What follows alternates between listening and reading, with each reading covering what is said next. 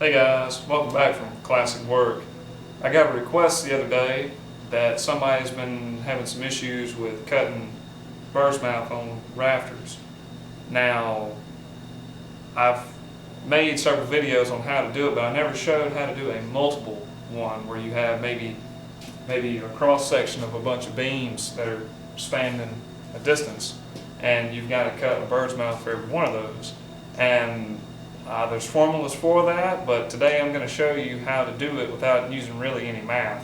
So very, very simple to do, very, very easy, and that's about all I can say. Let's get started and let's get after it.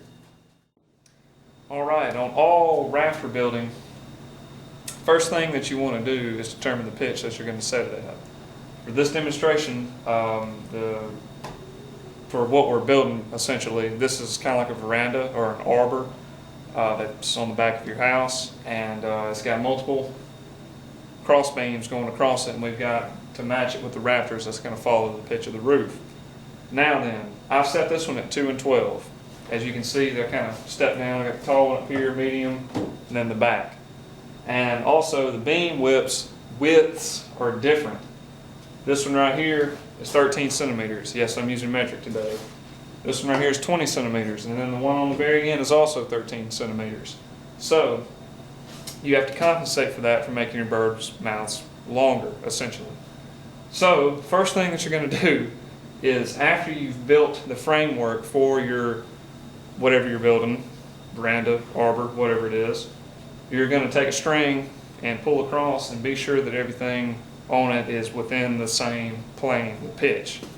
So the pitch for this one is 2 and 12, which is a very low pitch. And I'm just going to pull my string down,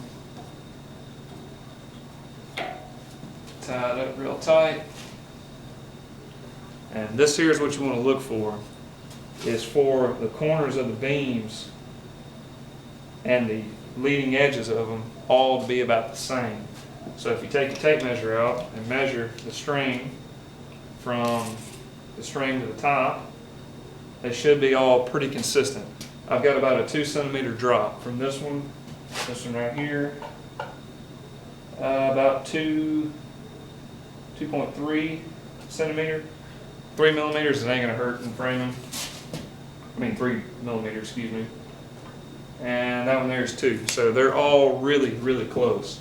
And I'll give you a close-up shot so you can kind of see how they kind of look. As you can see, just that little bit of drop. Just a tiny bit. Alright, we've got the rafter mounted on top of our beams now. Now the technique I'm fixing to show you is called pattern-based rafter making. So you use an actual rafter to make all the other ones. And once you make the duplicate and you make it right, it's going to be good as long as your roof is straight. So the key to this is this little piece of wood right here. This here is what's going to control your thickness of your cuts on your bird's mouth. So essentially you can take your tape measure and throw it away, because everything that's going to be done is going to be done by reference, not by measurement. So now then, to start, what you're going to do is, this thickness on this piece right here is 3 centimeters thick. That is 1 inch and 3/16 of an inch in English. So what you're going to do is take your stick and you're going to place it right on top of the beam, and you'll have a nice little parallel surface to scribe your line on. So I'm using a marker. I would use a pencil, but so y'all can see it. You're just going to stick it on there and draw you a line right across. And that is the first part of the bird's mouth. And we're going to do the same on the top and the same back here. I'm going to move the camera in a little bit so you can see a little closer shot of it. Okay, same thing back here. Just place it down right on top. Scribe your line.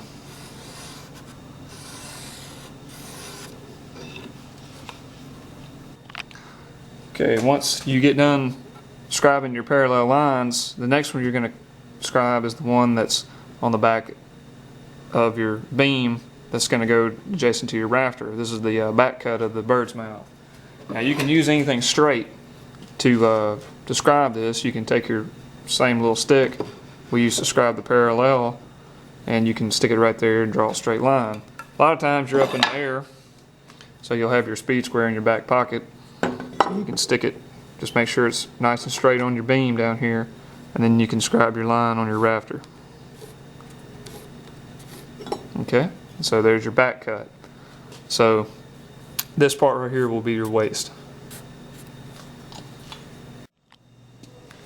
I'm going to show how to cut these bird's mouths. I've never done that before in any of my videos, so I'm going to show you how to do these properly. Now then, you're going to just use a plain old circular saw to cut these. Just follow your lines, the inside of your line on the waist side, and stop just before you get to the edge. Before you get to the edge of your other line, because you don't want to have a saw curve mark like this one right here. It doesn't look good, and it's sometimes not up to code depending on where you are. So this here is kind of how it looks like.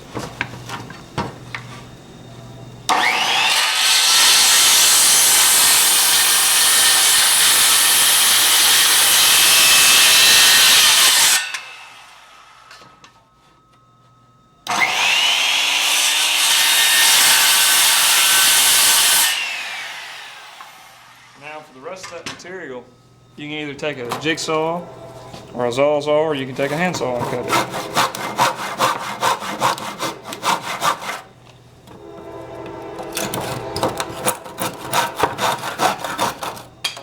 There you go, now you got a nice clean bird's mouth.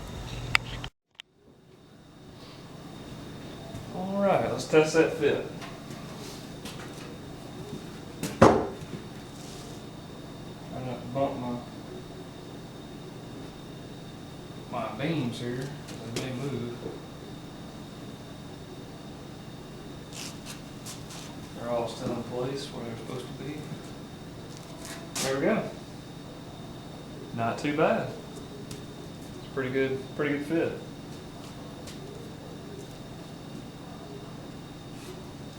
All right. Now we can test to make sure that everything's still tracking at 2 and 12, which it should. I mean that shouldn't differ, but you may be on a job, some things are not how they seem. So a real cool way that you can test the pitch by using speed square. You've probably seen my trick before. I use plumb bob and count back. I'm going to show you an easier way. You can do this in construction where you can't do it, like say on a roof that's already been roofed. So what you do is take you a torpedo level, stick it, say back here, and draw you a plumb line.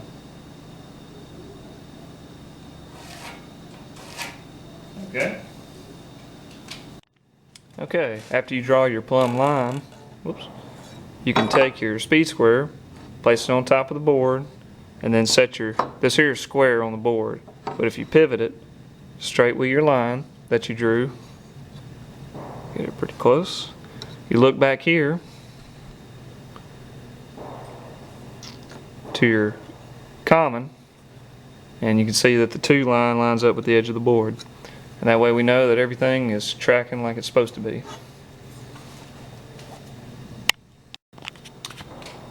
I was going to show you all the fit, just to show you how close it got. Got a little bit of light through there. And stuff will move on you sometimes too. That one there fit real well. One other note that I was going to say, if you're working on, this is the real world, stuff happens. If you're working on your structure and say one of your beams is higher than the rest of them, say it's our middle beam right here, our 20 centimeters wide, say that it's 3 centimeters higher than the rest of them, and that's, like I said, 1 and roughly 3/16 of an inch, and you're not going to tear the whole structure down to replace that one beam or to get it back close. So with this technique that I just showed you, if you know that that's what it is, if you measure it off your string and you have to compensate for it, you can make this piece right here bigger for just that one beam. This is our piece that we use to describe our parallel lines for our top of our bird's mouth. So if it was 3 centimeters higher, you could make this this would be twice as thick. That way that you would have a deeper cut and it would sit down on there further. Now, hopefully that doesn't happen to you, but that is one way that you can solve that problem without having to revamp your whole structure. So anyways, enough of that. Well guys, I hope y'all enjoyed it. I hope you got something out of it. This is kind of an unusual technique. You don't see it very often, but you do see it. So hope this video helps, and man, I hope everything goes good for you, man. If anybody has any questions or comments, please feel free to ask. Like, subscribe to me if you like, and I will see y'all next time. Y'all be good. From Classic Work. Take care.